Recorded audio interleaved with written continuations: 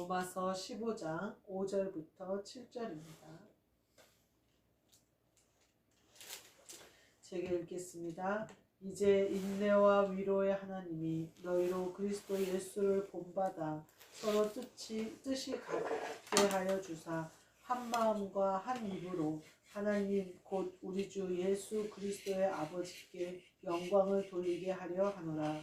그러므로 그리스도께서 우리를 받아 하나님께 영광을 돌리심과 같이 너희도 서로 받으라. 아멘. 오늘 말씀은 너희도 서로 받으라 라는 말씀으로 함께 은혜를 나누고자 합니다.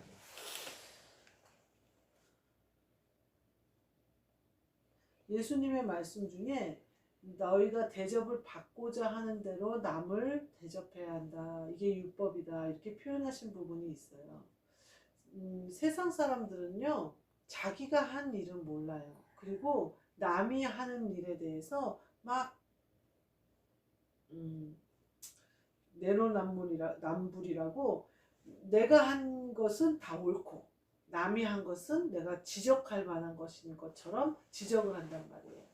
우리의 마트에 한 아이가 있는데 중국에서 왔어요. 저 20대 중국에서 와서 이제 오래 살았죠. 한 10년 넘게 이제 한국에서 있는데 한국 말도 참 잘하고 뭐 일도 잘해요. 그런데 제가 보니까 정서가 없어요. 한국 사람의 정서가 없어요. 뭐가 없냐면요, 정이 없어요. 그런데 우리 표현 중에 정이 뚝 떨어진다 이런 표현이 있잖아요. 정이 뚝 떨어지는 행동을 하는 거예요. 그래서 그 포스에 있는 아이들이 예를 들면 이렇게 비닐봉지 같은 거를 테이프로 이렇게 붙여갖고 쓰레기 봉투로 쓰는데 그거를 왜 자기 거를 건드렸냐, 혹은 또 그거를 왜 삐뚤게 붙였냐, 이런 걸로 새로운 사람들한테 막 가르치려 들고 지적하려고 들어요. 그러면서 이제 그런 모든 거, 그리고 자기가 코로나 걸렸을 때는 막 다 기침하고 다니고 식당도 다니고 다 돌아다니고 남이 아파서 오니까 막 아프다고 옆에 오지 말라고 그러고 막 이렇게 하는. 그리고 또 이렇게 예를 들면 저희 직원 할인을 해주거든요, 물건을. 이렇게 손님이 오셨어요. 그래서 제가 제 카드를 주면서 내 카드로 결제하니까 직원 할인해줘 그랬더니 사람 있는 데서 직원 할인이라는 말을 하면 안 된다. 그러면서 막 이렇게 가리키려고 또 드는 거예요. 근데 그런 이렇게 사소한 일들, 그 당연한 일이고 말해도 되는 일이에요. 근데 순간 정이 뚝 떨어지는 거예요. 그리고 포스 애들이 제가 이렇게 가만히 보니까 그 친구랑 다 말을 안 해요. 그러니까 이 친구가 실장한테 장문의 문자를 보냈대요. 왜 사람들이 자기한테는 친절하게 안 하고 또 자기한테 인사하는 것과 다른 사람한테 인사하는 게 다르다. 그리고 왜 실장님도 다른 애들하고는 반말도 하고 농담도 하면서 자기한테는 맨날 존댓말을 하느냐, 이러면서 장문의 문자를 보냈다는 거예요. 그렇게 우리의 정서를 모르니까요. 정을 모르니까요. 가까이 가기가 싫어요. 척하면 척이어야 되는데 척했는데 탁 막아버리는 거예요. 그런데 그 순간 아주 다시는 말을 섞고 싶지 않게 정이 뚝 떨어지더라고요. 그러니까 실장님도 그런 걸 몇 번 경험하더니 딱 존댓말로 거리를 두는 거예요. 제가 보면서 예수님이 말씀하신 게 뭘까? 내가 대접을 받고자 하는 대로 너도 남을 대접해라. 그 말씀이 뭘까? 이게 영적으로 우리가 천국의 정서를 알아라, 이 말씀이 아닐까. 우리가 하늘나라에 속한 사람이잖아요. 그래서 영으로 사는 사람이어서 하나님 아버지가 보내주신 성령님과 한 영이 되어서 살아가는 사람인데 하늘나라의 정서와 반대되게 사는 거예요. 그래서 이 땅에 있는 사람처럼 하나님 아버지가 남을 대접하라 하는 대로 내가 대접하지 않는 거죠. 딱 끊어버리는 거죠. 그래서 천국의 일이 이 땅에서 이루어지는 일에 그러면 하나님이, 제가 오늘 구약을 이렇게 듣는데 민수기, 레위기 쪽 이제 그런 쪽을 듣는데 하나님 민수기에도 그러니까 내가 이 민족을 전염병으로 쓸어버리고 너에게 새로운 민족을 주겠다는 것이 두 번이 나와요. 한 번도 쓸어버리겠다. 그러니까 모세가 나를 하나님의 책에서 지워버리지 달라 한 번은, 그러고 한 번은 이 민족을 하나님이 구원해 내놓고 거기 이끌어들일 능력이 없어서 죽인다는 소리를 들으셔야겠습니까? 이렇게 탄원을 하면서 중보를 하면서 구하는 장면이 나와요. 하나님이 어떤 거예요? 정이 뚝 떨어진 거예요. 10번이나 내가 나를 시험하고도 또 그런다. 정이 뚝 떨어진. 하나님도 그러실 수 있다는 걸 제가 구약에서 보고 깨달았어요. 물론 그때 모세가 있었던 것처럼 지금은 예수 그리스도가 더 강력하게 우리를 중보하시기 때문에 하나님의 사랑에서 끊을 수 없지만 하나님의 마음도 상하신다는 거예요. 저는 그게 오늘 그 구약을 보면 들으면서 그게 느껴지는 거예요. 아, 하나님도 마음이 상하시는구나. 우리가 자식이 말을 안 들으면 마음이 상하고, 그렇게 정서를 모르는 친구가 가르치려고 들고 자기는 다 되고 남은 안 된다는 식으로 그건 안 된다고 그러면서 막 이렇게 단호하게 가르치려고 할 때 오만정이 떨어지는 것처럼, 내가 하나님 아버지가 명령하시는 일에 그건 아니라고 좀 이따 가겠다고 정이 떨어지, 심령이 상하시겠구나, 마음이 상하시는구나. 제가 그게 느껴지는 거예요. 그래서 오늘 본문 말씀에 뭐라고 하시냐면요, 한 입과 한 마음으로, 한 마음과 한 입으로 이렇게 얘기해요. 무엇과 우리가 하는 마음과, 그 5절 말씀에 나와요. 그리스도 예수를 본받아 서로 뜻이 같게 하여 주사. 이 말은 뭐예요? 그리스도 예수와 뜻이 같게 하여 주사. 우리가 그리스도 예수와 정서가 같아지사. 우리가 그리스도 예수와 한 마음이 되게 하사, 한 마음과 한 입으로, 한 말로 하나님 아버지 앞에 영광을 돌리. 그래야 하나님 아버지의 심령이 상하지 않으시는 거예요. 하나님 아버지가 무슨 말씀을 하는지 알아들을 수가 있는 거예요. 로마서 8장에 보면 무슨 말씀이 나오냐면요, 하나님은 영이시니 영이 아니고서는 하나님의 뜻을 알 수가 없다는 거예요. 근데 우리가 영으로 하지 않고 육신으로 해버리면요, 하나님이 뭐라고 말했는데 내가 탁 받아쳐버리는 게 되는 거예요. 아주 그냥 벽처럼 딱 막아서는 게 되는 거예요. 제가 보는데요, 사람은요 외모를 굉장히 많이 보더라고요. 제가 이번 달 말에 26일날 주일날 늦은 시간에 결혼식이 있어서 결혼식을 참석하려고 해요. 그랬더니 벌써 무슨 마음이 드냐면요, 2월 말이면 날씨가 어쩌려나, 무슨 옷을 입어야 되나, 요번 참에 그냥 가죽 자켓을 하나 질러서 사버려, 뭐 이런 생각이 드는 거예요. 벌써. 왜냐하면 그런데 가면 외모로 사람들이 볼 것을 알기 때문에. 그러면서 미용실을 예약해야겠네, 보톡스를 다시 좀 맞아볼까, 막.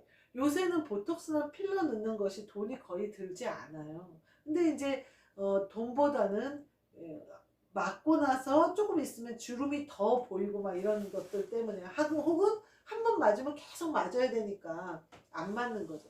근데 결혼식에 가면 제가 이렇게 갈 생각하니까 사촌 동생들도 경진이나 명진이나 이런 애들도 거의 20년 만에 얼굴을 보는 것 같아요. 그러니 좀 예뻐 보여야 되지 않을까? 피부과를 가야 되려나? 미용실을 이미 예약을 했고 막 그런 생각이 막 드는 거예요. 초라해 보이고 싶지 않은 거예요. 없어 보이고 싶지 않은 거예요. 그들의 심령이 어떨지 알까? 그들의 마음이 저도 이제 보면 속으로 그러겠죠. 좀 늙었구나, 많이 고생을 했구나, 뭐 이러겠죠. 지금 생각하니까 저도 그렇게 생각하지 마음으로 흉보지는 않겠네요. 그냥 가도 되겠네요. 근데 뭐가 문제냐면 제가 목사 부인인 걸 알잖아요. 목사 부인은 고생한다고 생각하잖아요, 사람들이. 고생하지 않는 척 하고 싶은 거예요. 좀 나는 주님의 은혜로 아주 풍족하게 살았어, 잘 살았어, 아주 얼굴에 그렇게 보여주고 싶은 거예요. 제가 그걸 보면서 그래, 나도 똑같구나. 사람은 외모로 보지, 사람은 행동을 보지. 하나님은 뭘 보세요? 중심을 보시죠. 마음을 보시죠. 그러니까 제가 오늘도 예배를 드리는데, 제가 항상 마트에서 일을 하고 바로 교회로 와요. 그래서 기도를 하고 이제 예배를 드리기 때문에 복장이 항상 그렇게 예배에 적합한 복장이 아니에요.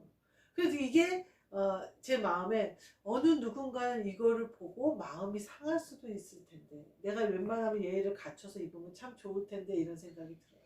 그러나 내가 위로받는 것은 하나님은 중심을 보신다는 거예요. 그래서 제가 그렇게 생각했죠. 그렇다면 내 중심, 내 마음만은 정갈하게 입어야겠다. 내가 예쁘게 입어야겠다. 내가 이 예배 촬영하고 여러분과 함께 예배 드리는 이 자리에 복장을 못 입는 것이 내가 좀 그렇게 걸림이 된다면 내 영의 옷은 잘 입어야겠다. 하나님은 중심을 보시니까 내가 영의 옷은 내가 깨끗이 씻고 깨끗하게 영의 옷을 입고 하나님을 맞이해야겠다. 이 생각이 들어요. 그래서 제가 예배 전에 기도하는 것을 방해받고 싶지 않아요. 사실은 마트가 끝나고 그 시간에 저녁을 먹고 오면 훨씬 편해요. 근데 제가 와서 기도를 하고 싶어요. 영의 옷을 잘 입고 싶어요. 그리고 깨끗하게 씻고 싶어요. 솔직히 말하면 얼른 와서 그 기도하는 시간에 샤워를 하고 옷을 갈아입고 예배를 드릴 수도 있어요. 근데 그거 하기보다는 기도하고 싶어요.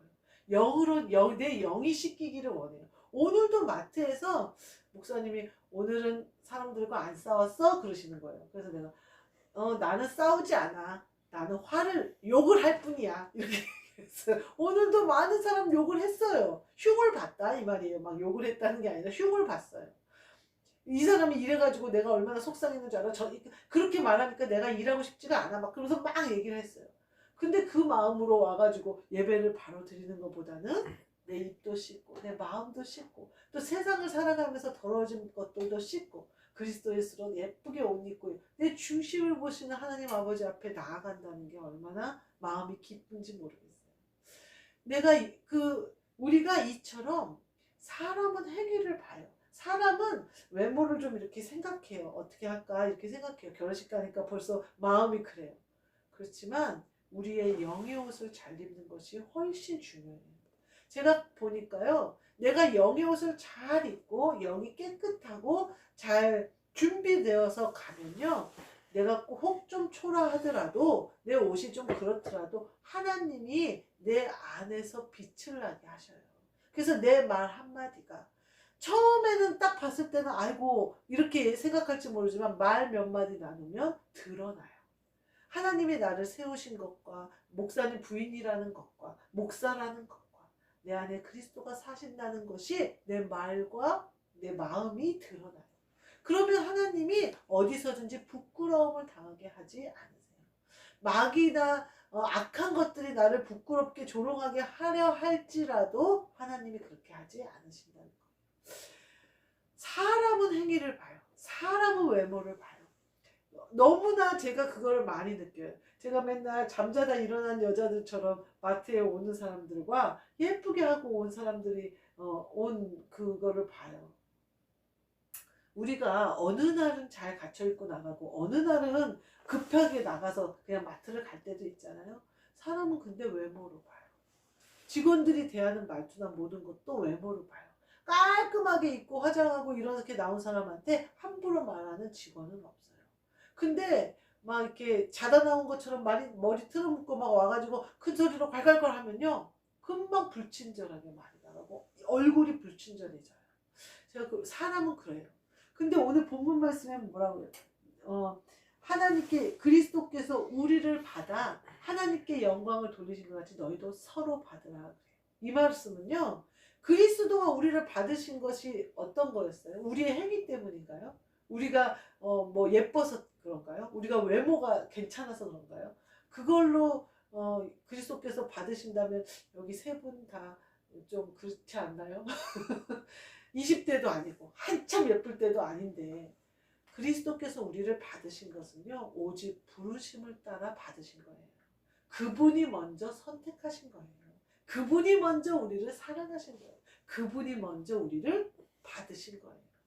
그러니까 우리가 하나님께 영광을 돌리심과 같이 우리를 받아서 하나님께 영광을 돌리신 거예요. 그분이 오셔서 찾아오셔서 우리를 받아주셔서 그와 한 영이 되므로 하나님께 영광을 돌릴 수 있도록 보좌 앞에 당당히 나갈 수 있도록 우리를 받으신 거예요.